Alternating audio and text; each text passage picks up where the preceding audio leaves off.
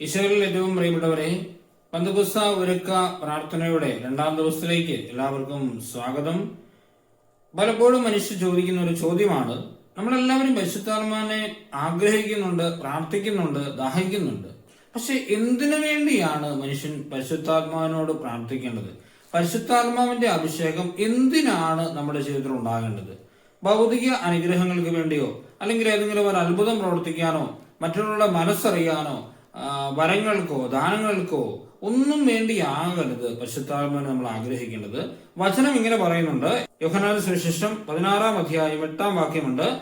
അവൻ വന്ന് പാപത്തെക്കുറിച്ചും നീതിയെക്കുറിച്ചും ന്യായവിധിയെക്കുറിച്ചും ലോകത്തെ ബോധ്യപ്പെടുത്തും.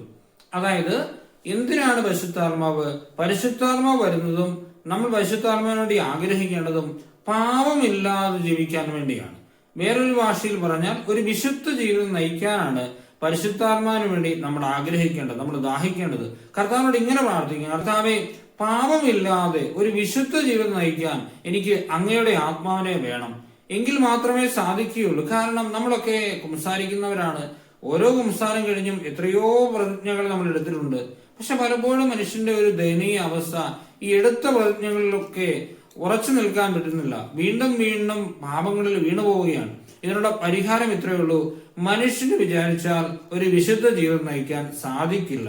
പക്ഷെ പരിശുദ്ധാത്മാവ് വന്നു കഴിയുമ്പോൾ പരിശുദ്ധാത്മാവാണ് നമ്മളെ വിശുദ്ധ ജീവിതത്തിന് വേണ്ടി സഹായിക്കേണ്ടത്. അപ്പോൾ നമ്മൾ ഈശോയോട് പ്രാർത്ഥിക്കേണ്ടത്: എന്റെ കർത്താവെ, പരിശുദ്ധാത്മാവിനെ തരണമേ, ഒരു വിശുദ്ധ ജീവിതം നയിക്കാനുള്ള കൃപയ്ക്ക് വേണ്ടി, അങ്ങനെ ഒരു അങ്ങേക്ക് ഇഷ്ടപ്പെട്ട അങ്ങയുടെ മനസ്സിനിണങ്ങിയ ഒരു ജീവൻ നയിക്കാൻ വേണ്ടി പരിശുദ്ധാത്മാൻ നൽകണമേ എന്ന് ദാഹിച്ച് പ്രാർത്ഥിക്കുക. അങ്ങനെ പ്രാർത്ഥിക്കുന്നുണ്ടെങ്കിൽ ഉറപ്പായി അങ്ങനെ പ്രാർത്ഥിക്കുന്നവർക്ക് ദൈവാത്മാവിനെ ദൈവം സമൃദ്ധമായി തന്നിരിക്കും.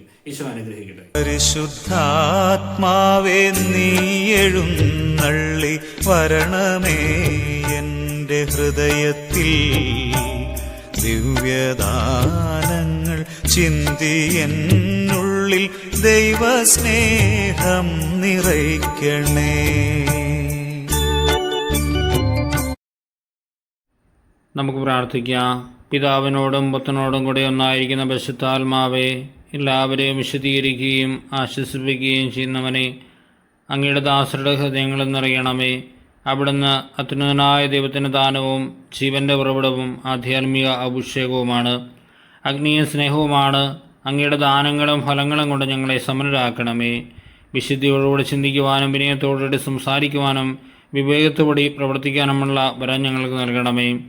സഹനങ്ങളുടെ ഇടയിൽ സ്ഥിരോത്സാഹത്തോടെ പിടിച്ചു നിൽക്കുവാനും സംശയങ്ങളെ ദൂരീകരിക്കുവാനും ജീവിതത്തിലെ മോഹഭംഗങ്ങളിൽ പ്രത്യാശ കൈവിടാതിരിക്കാനും സ്നേഹിക്കാനും മറ്റുള്ളവരിൽ അങ്ങയെ കാണുവാനും അനുഗ്രഹിക്കണമേ.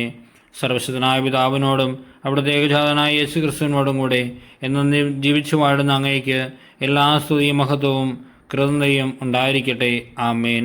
സ്വർഗസ്നായ ഞങ്ങളുടെ പിതാവേ, അങ്ങയുടെ നാമം പൂജിതമാകണമേ. ഞങ്ങളുടെ രാജ്യം വരണമേ. ഞങ്ങളുടെ തിരുമനസ്സ് സ്വർഗത്തിലെ പോലെ ഭൂമിയിലുമാകണമേ. അന്നു വേണ്ടി ആഹാരം ഇനി ഞങ്ങൾക്ക് തരണമേ.